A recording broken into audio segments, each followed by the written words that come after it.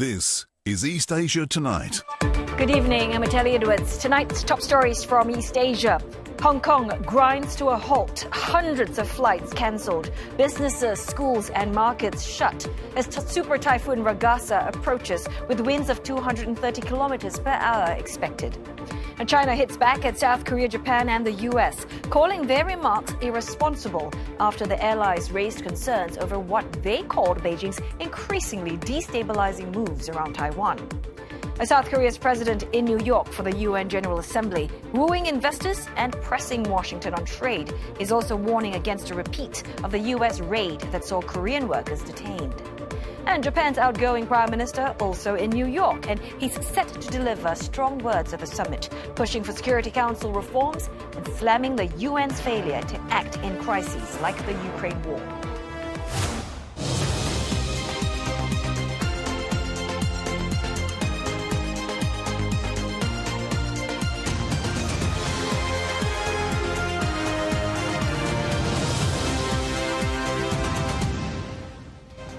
Europe vying for rare earth independence from China, with France leading the pack in developing a homegrown ecosystem. But could such efforts truly break Beijing's chokehold on the key resource?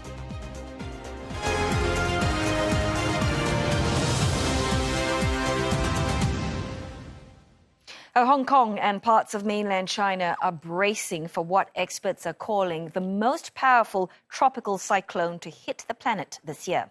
Super Typhoon Ragasa is expected to pack winds of up to 220 kilometers per hour. And the storm is barreling towards the area, bringing destructive winds and torrential rain. At around 2:20 local time, the Hong Kong Observatory upgraded the typhoon to Signal 8, its third highest category. Now, the city has grounded hundreds of flights until Thursday. Officials are urging people to stay at home as heavy rain is expected to lead to a significant storm and sea surge in the densely packed city. Schools and some businesses have been shut. Now, Ragasa made landfall in the Philippines yesterday, and it is moving west, edging closer to South China. In the mainland, residents in Shenzhen and Guangdong are stockpiling essential items, where the storm is forecast to make landfall overnight. Now, Beijing's meteorological administration is calling Ragasa the king of storms, and it is expected to be more destructive than other typhoons that made landfall in Guangdong province this year. Local media say more than 370,000 residents have been evacuated from low-lying areas. And for the very latest, CNA senior correspondent May Wong joins us from Hong Kong, and we also have Deborah Wong, who's tracking developments from Shenzhen. But I'm just going to kick things off with you first, May. Ragasa is shaping up to be the world's most powerful cyclone this year. How is Hong Kong, in terms of its scale, how is it preparing for this landfall? This is one of the very rare moments that you see Hong Kong actually shut down, where it's quiet on the streets and also people have gone home since the authorities raised the signal to signal number 8, which is one of the highest before hitting signal number 10. Many of the workers evacuated or left their offices to make their way back home before the shutdown of not just transportation, but also a lot of the services will also gradually come to a halt. I'm on the rooftop right now and actually standing under here because the rain is starting to come down right now, and you can expect also that the ferry services are also coming to a halt or have actually suspended right now.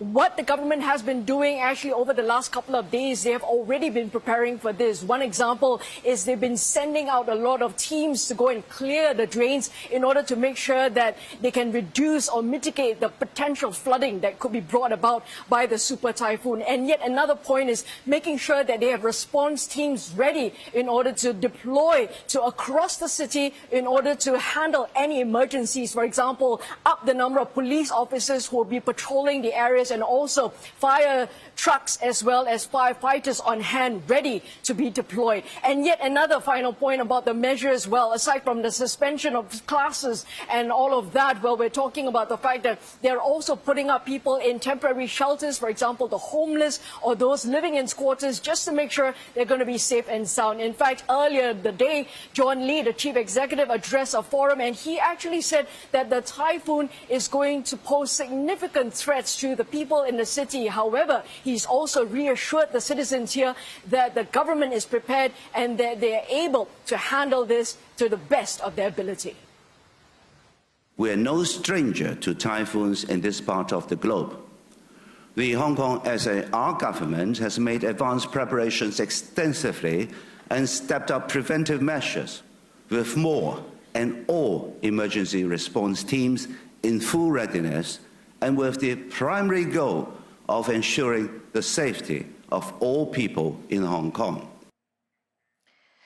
Deborah, the typhoon also striking a frenzy in the mainland. Tell us more about the situation in Shenzhen. So the alert just got raised to the highest level of rate. And, it is currently quite peaceful at the moment. The streets, as you can see behind me, are pretty empty. And that's also because the entire city is in lockdown. There was a stop work order at about 2 p.m. People were sent home. In fact, we were in office earlier and, building management came around knocking on doors, telling us to vacate the premises. And as we exited the building, they were starting to pile sandbags on the entrance of the buildings. They were also putting tarp and removing all the outdoor equipment, the planters into the building. Traffic was also quite heavy on the way back because everyone was trying to just get home before public transportation gradually ceases from 6 to 8 p.m. Later this evening. We also know that cross-border transport connecting Shenzhen and Hong Kong have been suspended. Flights in the Shenzhen airport have also been suspended, as well as ferry services. Across the city, we did see a lot of people taping the windows, glass panels, businesses going out to do that. In fact, this is a city that is bordering the coastline, and we did see parks along the coastline also being cordoned off because, people just want to prevent trees from falling onto residents if they venture into the parks. Now, drivers, we also did notice, were sharing tips on Weibo on where to find high-rise parking. And this is also because a lot of cars were damaged during previous typhoons, especially in 2018 when Super Typhoon Mangkhut affected the region. And from yesterday till this afternoon, we did see a lot of residents going to supermarkets, stockpiling. We did see them also grabbing items off workers' trolleys as they were restocking the supplies. Have a listen. 非常，即係正常係有嘅，但係今日話打風，可能話超級颱風啦，所以啲人咪個個都係咁買咯。政府話咧就好勁嘅，我覺得都好勁嘅，我覺得好勁。但係如果你哋呢一種已經經過幾次嘅大風暴都記得個經歷咧，你就唔覺得一回事啦，已經總之會出街啦，閂晒窗啦。 So, May, Hong Kong's no stranger to typhoons, but help us understand, how does Ragasa compare to past ones? Well, within 10 years, Hong Kong has already faced a number of super typhoons, at least 3 of them. For example, in 2017, Hong Kong saw the typhoon halt, and yet in 2018, there was typhoon Mangkhut, and yet in 2023, there is Seoul. But they are comparing this particular Ragasa to typhoon Mangkhut simply because typhoon Mangkhut has got the most devastation that was brought about onto this island. One example is that more than 480 people were injured in that typhoon. Also, you have 500 reports of glasses being smashed and blown up because of the typhoon, and yet 60,000 trees as well fell over because of that typhoon. So Hong Kong has got experience. They have done whatever they can to prepare for this kind of an onslaught from this latest Ragasa, and that's the reason why people are also informed earlier than usual about the incoming typhoon, inconveniences. But ultimately as well, people are saying, experts are saying that they're expecting perhaps this is going to be much worse, bringing about a lot more damage. Last typhoon in 2018 for Mangkhut, well, we saw a payout insurance of about $400 million US. This time around, experts are predicting that it could potentially go even higher than that. But obviously, authorities and the residents are hoping that's not going to be the case. But the Hong Kong authorities say that they are planning and hoping that everyone will come together and weather this storm together. Now, Deborah, this storm coming just a month after those deadly floods in its northwestern region. Are authorities doing anything different this time around? I think what's immediately clear is just how seriously authorities are taking this storm. Take Guangdong, for instance. It has shut down many megacities in this province. And here where I am in Shenzhen, the stop work order at 2 p.m. is a pretty rare occurrence because in the last couple of typhoons, when Hong Kong had T8, T10, that highest level of typhoon, people stopped going to work there, but people continue to work in Shenzhen, going to offices. And that's also because locals are saying that there is a workhorse culture in Shenzhen. But as you can see today, the streets are empty. People were told to vacate premises, and that is different this time. And also the last time there was a suspension on this scale was in 2023 when Super Typhoon Sala hit the region, causing extensive damage. We also saw that same damage happening in 2018 with Super Typhoon Mangkhut. And ahead of this particular typhoon, Guangdong evacuated about 400,000 people from low-lying coastal areas. Chinese leadership going all out to tell local governments to issue earlier warning systems, to also act decisively and timely. After this all happens also because landslides and flash floods occurred all throughout China. We saw devastating flash floods in Gansu, in Beijing, and also landslides in Guangzhou. And, this is really causing a lot of economical damage. And China is not just getting authorities to respond to them in a timely manner, but also allocating a lot of money to rescue efforts, to relief efforts. In fact, earlier this month, we know that China allocated over 130 million USD in disaster relief funds to support flood-hit regions. And part of the money is going to go towards repairing flood-resistant infrastructure. Back to you. Hey, many thanks for that report. I'm going to let you guys go hunker down now. Do stay safe. CNA senior correspondent May Wong from Hong Kong and Deborah Wong from Shenzhen with the very latest. Now, moving on, Myung is in New York for a week that's heavy on economic diplomacy. The South Korean president is there for the United Nations General Assembly meeting, but he's also planning to court global investors as Washington and Seoul hammer out details of a trade deal. While a separate meeting with U.S. President Donald Trump doesn't seem to be on the cards, Mr. Yi did meet with several U.S. lawmakers on Monday. During those talks, he expressed hope that the recent detention of South Korean workers in the U.S. won't happen again. Earlier this month, hundreds of South Koreans were detained after an immigration raid at a factory in Georgia. Now, U.S. lawmakers agreed that the visa system needs to be improved, and they're hoping to advance the passage of the Partner with Korea Act, which can provide high-skilled visas for South Korean nationals.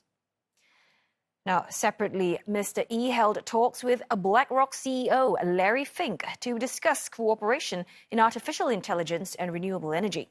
The U.S. investment firm will work with South Korea to set up a hyperscale data center hub within a decade, as the country looks to become the AI capital of Asia. Seoul and Washington verbally agreed to a trade pact in July, but the deal is yet to be inked because of disagreements over the handling of investments. Well, that plan would see the U.S. lowering its tariffs on South Korean goods in exchange for Seoul pumping $350 billion in investment into the U.S. Mr. Yi reportedly said that negotiations are worrying the foreign exchange market. He also warned last week of an economic meltdown similar to the 1997 Asian financial crisis if his government caves to the current U.S. demands without any safeguards. Now, the top diplomats of the U.S., Japan and South Korea reaffirmed their commitment to the denuclearization of North Korea in their joint statement released on the sidelines of the UN General Assembly. Well, the statement emphasized the need to address Pyongyang's nuclear and missile programs and to maintain and strengthen a sanctions regime against it. It also reaffirmed Washington's extended deterrence commitments to its two Asian allies, which it says are critically important to the security and stability of the Korean Peninsula and broader Indo-Pacific region. Now, it comes a day after North Korea's leader, Kim Jong-un, suggested that he would be open to dialogue with the Trump administration if Washington drops its denuclearization demand. He added that it would be a mistake to think Pyongyang could be pressured or stifled through sanctions or show of force. China has called remarks made by South Korea, Japan and the U.S. on Taiwan irresponsible after their top diplomats raised concerns about recent activity around the island. The Chinese Foreign Ministry urging Seoul, Tokyo, and Washington to, quote, stop condoning so-called Taiwan independence separatist activities in any form. 美日韩三国在台湾和涉海问题上说三道四，干涉中国内政，污蔑抹黑中国，中方对此强烈不满，坚决反对。台湾是中国领土不可分割的一部分，台湾问题纯属中国内政，不容任何外来干涉。 Now, this reaction follows a meeting of the foreign ministers of US, Japan, and South Korea on the sidelines of the UN General Assembly in New York. While their joint statement did not specifically single out China, it mentioned a call for peaceful resolution of cross-strait issues and opposed attempts to unilaterally change the status quo. The leaders also expressed strong opposition to, quote, unlawful maritime claims in the South China Sea. Taiwan's foreign ministry welcomed the statement, saying it will cooperate with the three countries to ensure peace and stability in the Taiwan Strait and Indo-Pacific. China claims the island as its own and has stepped up military activities near Taiwan, including staging war games. The U.S. House Committee on China is calling for secure funding for the Philippines to counter Beijing's actions in the South China Sea. According to Reuters, the committee wrote to Secretary of State Marco Rubio, warning that funding cuts could threaten U.S. security interests and devastate programs to help Manila stand up to Beijing. The letter mentioned Chinese activities in the disputed waterway, saying China's Coast Guard regularly attack Philippine vessels and that such moves have grown more threatening in recent months. Now, the letter comes weeks after China declared it was building a nature reserve in a Scarborough Shoal that's also claimed by the Philippines.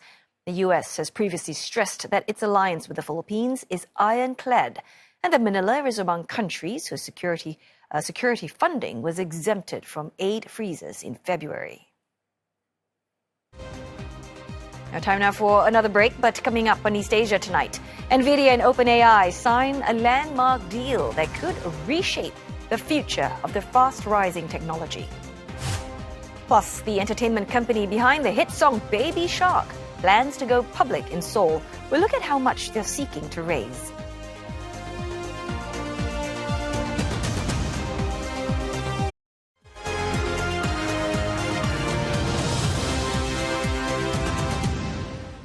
Hello again. Thanks for your company on East Asia tonight. It is now time for your business news with Roland Lim. And Roland, we're hearing about the largest investment in a private company, and that's shaping up to be in the U.S.? That's right. It's a deal that involves the sale of AI chips in return for 10 gigawatts of capacity. That's the equivalent output of 10 nuclear reactors.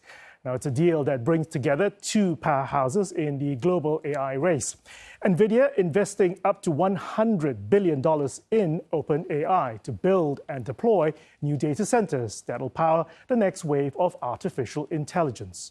The tech company said the investment will bankroll massive OpenAI data centers that deploy at least 10 gigawatts of computing capacity, equipped with NVIDIA's cutting-edge AI chips. So the tie-up involves both equity and chip purchase. But the agreement also effectively extends beyond financing as it turns NVIDIA into OpenAI's co-builder in the infrastructure that'll anchor future AI innovation. The deal will be implemented in stages and would make NVIDIA a preferred chip supplier for OpenAI. NVIDIA will pour the first $10 billion when the first gigawatt is complete. And that first phase is targeted to come online in the second half of 2026 using NVIDIA's Vera Rubin platform. NVIDIA is the most valuable company in the world and dominates the market for advanced chips. Its new investments comes just days after it committed $5 billion to struggling chip maker Intel. OpenAI, meanwhile, is the world's biggest tech startup with a valuation of $500 billion. NVIDIA shares rising as much as 4.4% after the announcement, raising its value close to $4.5 trillion. In pre-market trade, though, some profit-taking is setting in. While artificial intelligence firms pour in hundreds of billions of dollars into data centers, a top management firm sounds caution, saying that revenues are failing to keep pace. A new report by Bain & Company warns that AI companies could face an annual revenue gap of $800 billion by 2030 against the $2 trillion needed to fund computing power. The consultancy firm projects the global demand for incremental AI computing to climb to 200 gigawatts by 2030, with the US responsible for about half of that total. It says services like OpenAI's ChatGPT and Google's Gemini are driving demand for computing capacity and energy, but monetization is lagging. OpenAI is losing billions each year while prioritizing growth over profit, though Bloomberg reports that it expects to be cash flow positive by 2029. The findings raise fresh doubts about the industry's business model and sky-high valuations. South Korea's Kospi Index hitting an all-time high of 3,886 today, thanks to a nearly 5% surge in Samsung Electronics as chip sector optimism picks up steam. Samsung and SK Hynix shares closing in the green, SK Hynix the leader with 2.85% higher. In Taipei, TSMC and Wistron shares also benefiting, TSMC shares 3.5% in the green. Optimism around artificial intelligence and the tech sector continues to drive gains to Asian markets. Taiwan's broader market riding that AI wave, the Taiwan weighted index 1.4 in the green. Japanese markets closed for a public holiday today. Turning to the broader benchmarks in Greater China, they ended largely flat, recovering from losses in the morning session. Investor sentiment took a beating after the head of China's central bank struck a measured tone at a high-level briefing yesterday, dashing hopes of fresh easing measures some investors had hoped for. The Hang Seng Tech Index, meanwhile, slumping 1.6%. And that's with some tech giants trading down after news of Western rivals in AI, that's OpenAI, and NVIDIA doing that multi-billion-dollar deal on data centers to power the next wave of AI. Search giant Baidu slumping 5.38%, e-commerce company JD.com 4.4% in the red. And in the auto sector, EV maker BYD lost 3%. And that's a day after Warren Buffett's Berkshire Hathaway said it had exited its long-time position in the stock. Now, China's securities regulator has reportedly told some local brokerages to pause their real-world asset tokenization business in Hong Kong, a sign of Beijing's caution over the booming offshore digital assets market. Now, tokenization converts traditional assets like stocks, bonds, and property into a digital token on blockchain. Several Chinese firms have launched such products in Hong Kong in recent months. At least 2 leading brokerages have said they have received informal guidance from regulators to refrain from the business offshore. Shares of major Chinese brokerages in Shanghai, Guotai Jinan International falling 1.2% today, and in Hong Kong, GF Securities down 2.5%. Sources say the curbs are meant to strengthen risk management and to ensure company claims are backed by legitimate assets. The move underscores Beijing's cautious stance on digital assets, even as Hong Kong pushes ahead with plans to become a regional hub for virtual asset trading and investment. The entertainment company behind many children's favorite song, the Baby Shark Dance, now hoping to attract investors as easily as it did attracting eyeballs to its catchy YouTube video. It's seeking to raise as much as $54.6 million through an IPO in Seoul. According to a prospectus filed yesterday, Ping Pong is looking at issuing 2 million new shares. The Bloomberg calculations show the deal values the company at about $390 million. The shares are likely to be priced between 32 and 38,000 won a piece. That's about $22 to $27 each. The operating profit jumped around $13.4 million last year. Revenue climbed to nearly $70 million, driven by strong overseas demand.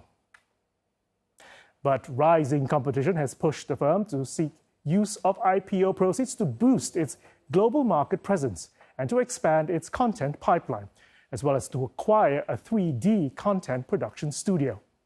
The listing would also allow Ping Pong to invest in artificial intelligence and to finance production of a feature-length movie series.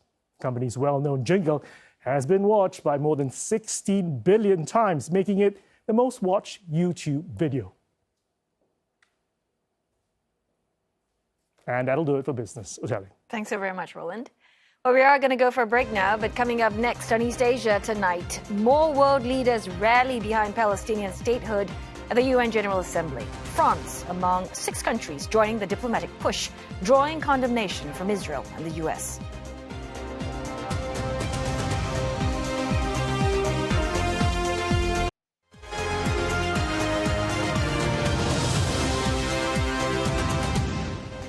Hello there, this is East Asia Tonight, and here, are the headlines we're following. Parts of China and Hong Kong brought to a standstill as the strongest storm of the year barrels closer.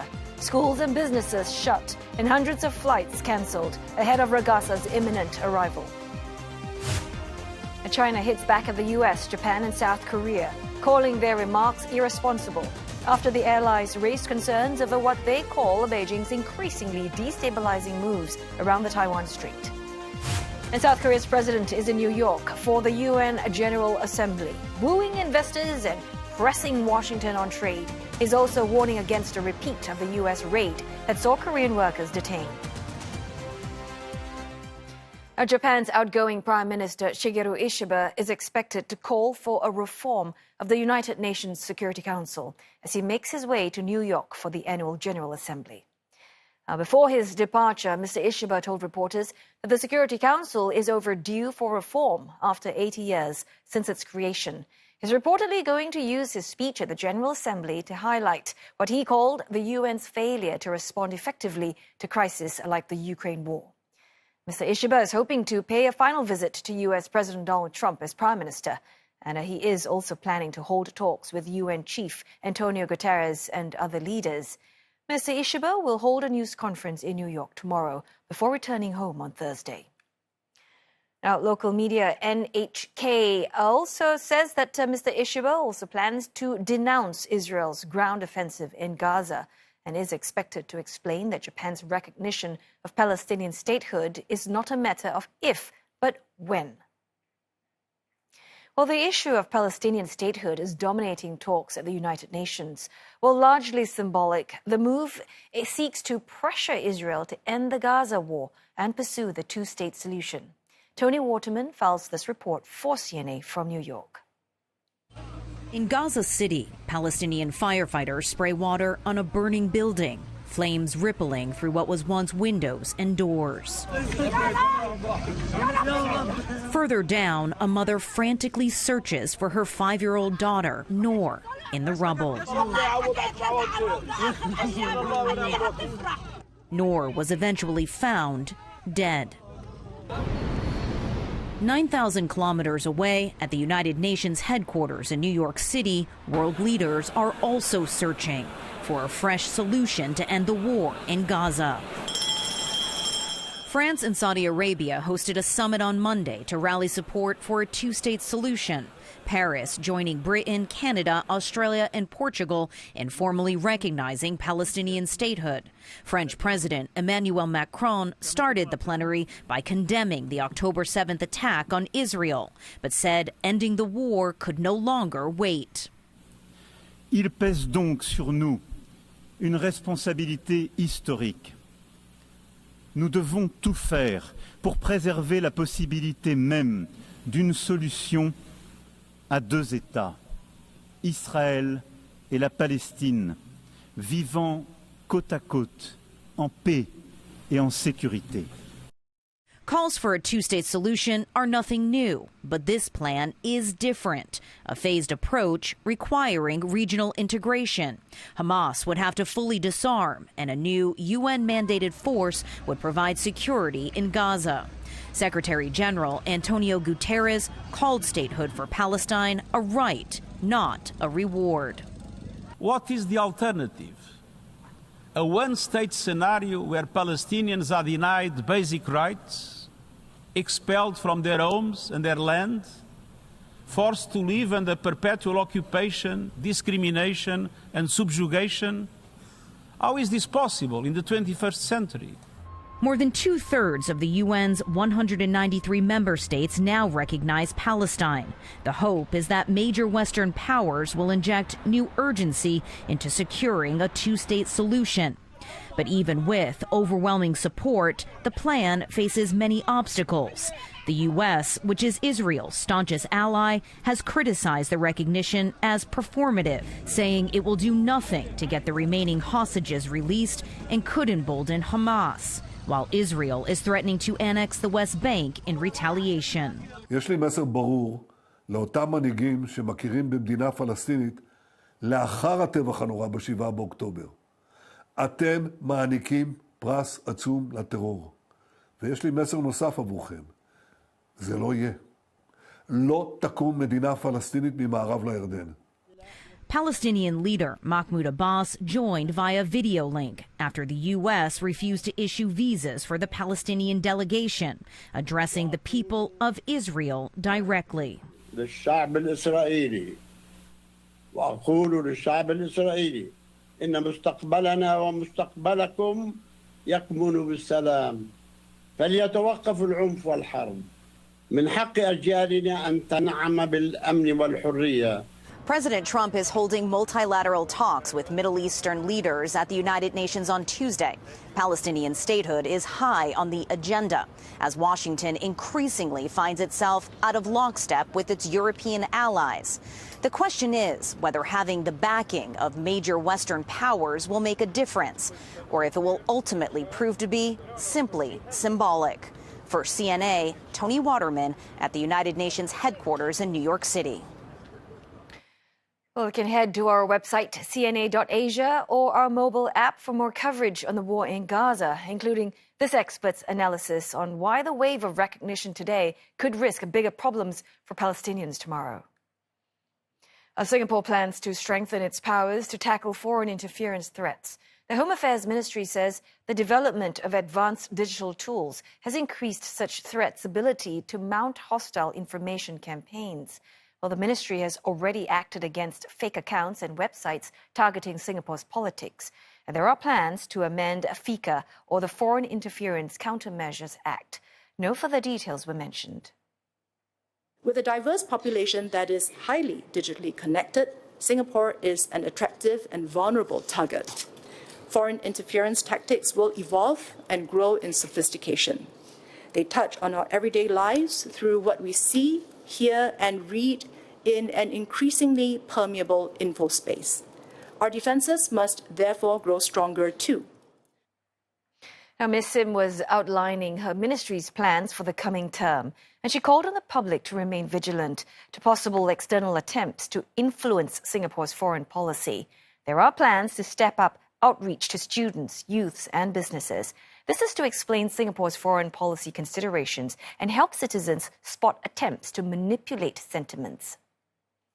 Let us remain alert to the possibility of external attempts to influence our foreign policy by shaping our people's perception of it and support for it. Through manipulating public sentiments, including through local opinion leaders, in addition to spreading misinformation and fake news. We encourage Singaporeans to be discerning about the news and messages we are constantly receiving, including on social media from a wide variety of sources. Coming up on East Asia tonight. This plant should be up and running by the end of 2026, helping France break free from its dependence on China in the rare earth sector. We take a look at French efforts to develop a homegrown rare earth ecosystem.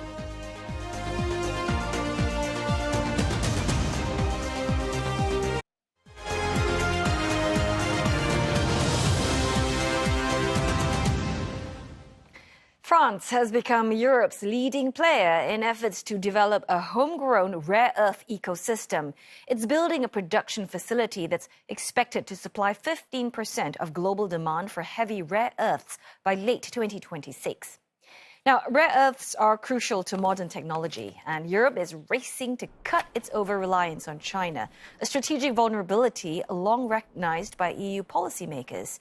Ross Cullen files this report for CNA from Lac in southern France.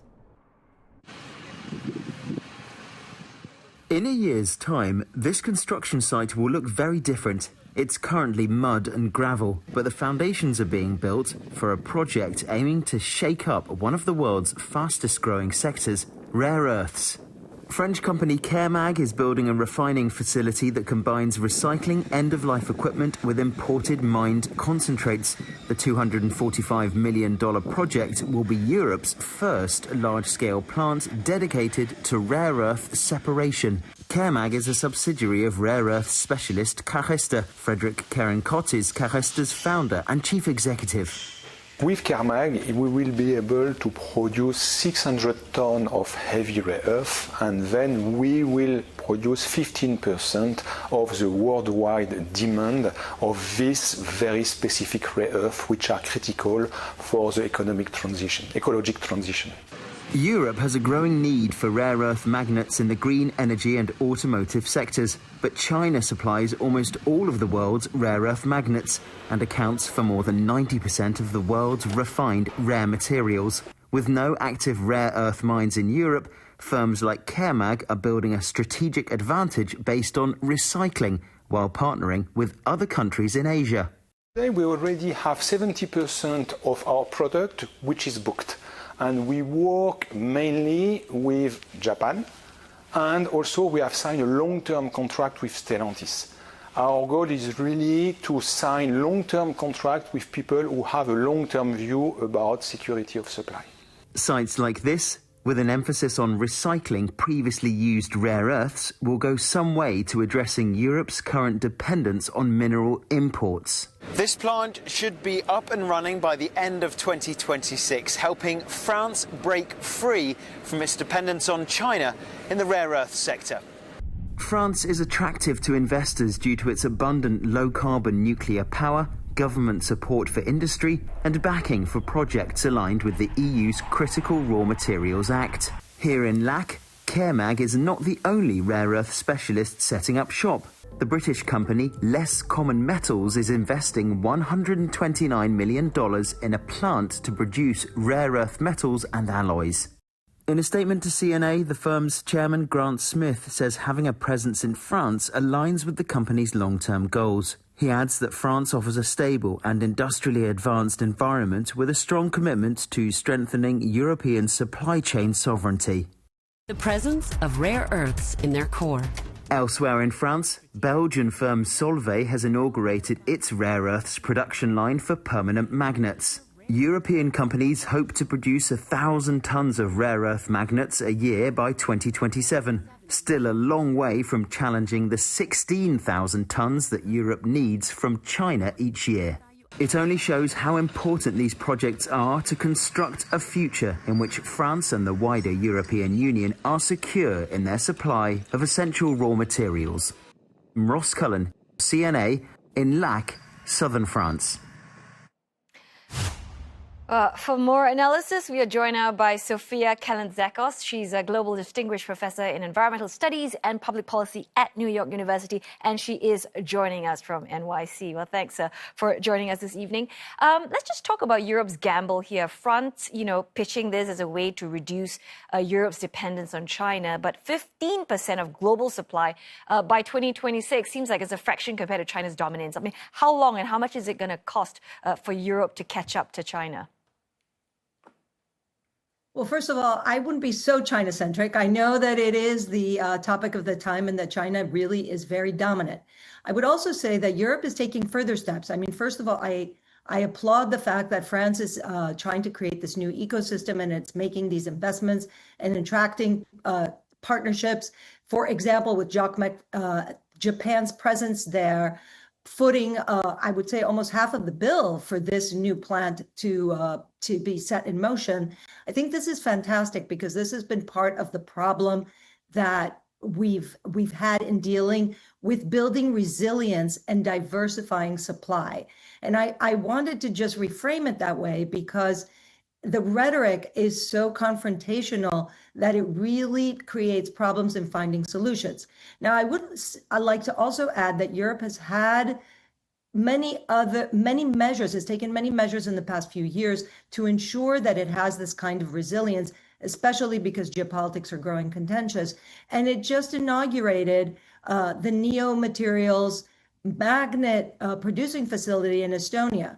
In Estonia, Europe has already had the one and only refining plant for many, many years. And the fact that they just invested and in just 500 days created this new magnet factory shows that Europe is taking this very seriously and that all hands are on deck. So France and Estonia and everywhere else that investments are being made to diversify supply chain is great news for the industry and for the green transition. So in other words, you're saying in terms of urgency and whether governments are really pursuing every possible avenue to secure supply, that's how you're assessing the EU's response. I think, yes. And I also think that, we need to understand a few things. Recycling is very important, but things happen only when they make economic sense. I think that now that, let's say, geopolitics trump economics, there's been a growing understanding by the industry itself that they need to have a secure supply chain and not just think of the bottom line. Of course, who is subsidizing the price difference is another question. So recycling is very effective, but up until now, it was just easier to maintain these existing global supply chains because it really secured the bottom line of companies. Everyone now is realizing that the entire world is transitioning. So we need so much material that it's not just that China is dominant, it's just that everybody, including China, really need these inputs in order to operationalize what has been the global agreement for a green transition. And may I remind everyone that this is happening because of the climate crisis. We are building we're building EVs principally and renewable energy principally because we need to decarbonize the global economy to buy us time in order to deal with the climate crisis. And you've talked about, countries securing the supply chains, and the EU has talked about it, this whole supply chain sovereignty, Japan, South Korea, even Taiwan, using that same language. So, Professor, do you see a future where, Europe and Asia, maybe they're going to team up, to reduce that common dependence on China? I mean, do you see that happening? I think that Europe and Asia are going to team up, especially given how there are these growing problems with the alliance with the United States, with the various tariffs, all of these barriers to trade and to building supply chains. I think that Europe and Singapore, for instance, have already begun to enter negotiations in order to deepen and broaden their trade and other kinds of relationships. Yes, I think there is a great opportunity. This particular plant in France shows that Japan is ready and able and very forward thinking. I mean, among most of the industrial countries that are outside of China, I would say, I think Japan has been much more practical and much more forward thinking in terms of finding practical ways to diversify the supply chain from early on, from the first rare earth crisis of 2010. So yes. So we've got France focusing on recycling rare earths, China and others, they're sort of relying on this large-scale mining. So I'm curious, how do you see these different approaches shaping the global market? So this is actually a fantastic question because part of it is that this recycling is not mining. And in order to have, or refining is not mining. So all of these new plants, these new facilities also depend on feed. And I just want to remind viewers that all rare earths are not as valuable. Heavy rare earths are the ones that everybody needs, and those are the ones in which China is very dominant. There's resources coming out of Australia as well. Myanmar, where China has a very strong presence, also has heavy rare earths. So securing the feed is going to be a big part of the equation. So mining, yes, mining is going to be necessary. And that's the hardest proposition because in order to mine, even first, of course, you have to, explore, identify the sources, make sure that it makes economic sense to begin mining. That's a decade at least, looking at a decade in order to get things up and running. And it's very costly. And rare earths may be very valuable for what they end up in, but as a sector, it's a very small and a little bit, I would say it lacks kind of transparency in terms of the pricing. So we need to figure out, number one, where to find new resources, but also figure out a way to really ensure the mining, the funding for mining. It's been great speaking to you. Some really good insights there. Thanks so much for your time and thoughts. Sofia Kalintzakos, Global Distinguished Professor in Environmental Studies and Public Policy at New York University. All right, now let's turn our attention to some headlines from media outlets in East Asia. A Nikkei report says that South Korea's largest shipbuilder, Hyundai, is investing $230 million in a new facility in the Philippines. And the site in Subic Bay aims to capture business from Chinese shipyards hit by global trade tensions. Taipei Times saying that an annual Shanghai-Taipei City Forum won't take place this month due to unresolved details. It's the only platform for direct exchanges between officials on both sides of the strait.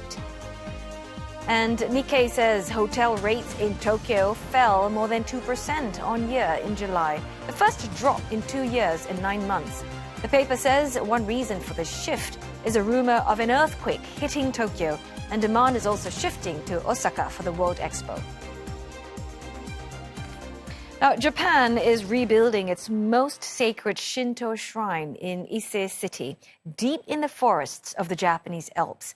Well, the shrine is knocked down and rebuilt from scratch every 20 years. It's a tradition that has lasted more than 1,000 years. But not surprisingly, thousands gather to see the rebuilding ceremonies, part of the 7 million pilgrims a year who come to the shrine. All 125 buildings of the shrine, Ise Jingu, will be knocked down and identical structures rebuilt using techniques passed down over generations. But the structures will only stand for about a decade before the project starts all over again. It's a massive $390 million demolition and construction job that takes about 9 years, involving the country's finest carpenters, woodcutters, builders, and craftsmen. A part of the construction process also includes the ritualistic harvesting of timber from ancient cypress trees and the dragging of the 2-ton logs through Isuzu River and the narrow streets of Ise to the shrine. And that wraps up East Asia tonight. Don't forget your headlines anytime at cna.asia. And you can always find us on Facebook and YouTube. Thanks for watching.